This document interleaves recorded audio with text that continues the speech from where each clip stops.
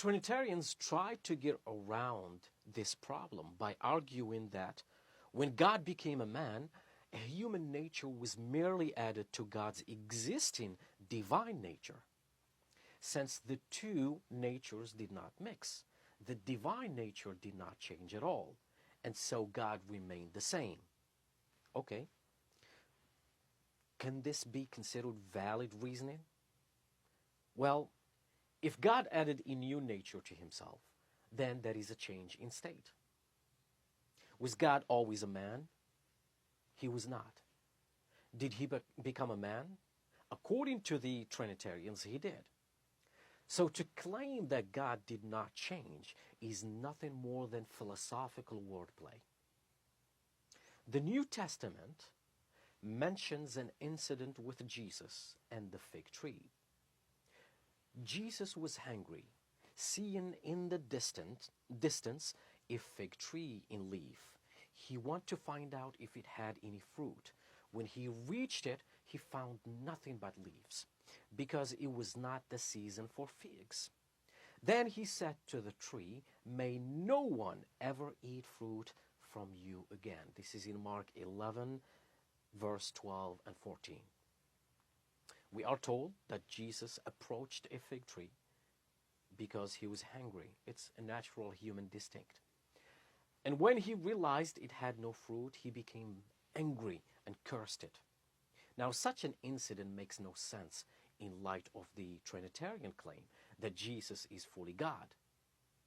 God is all-knowing.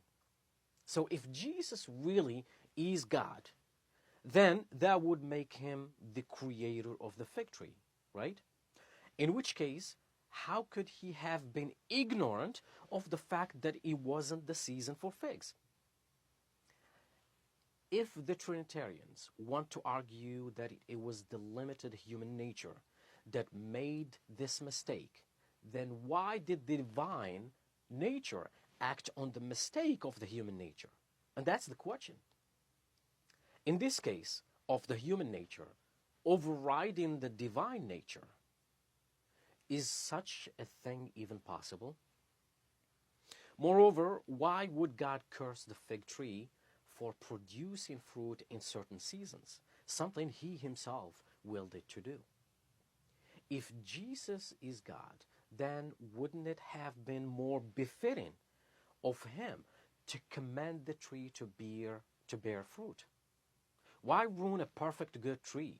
Come fig season, and this tree would have had fruit, and others could have eaten from it and benefited from it.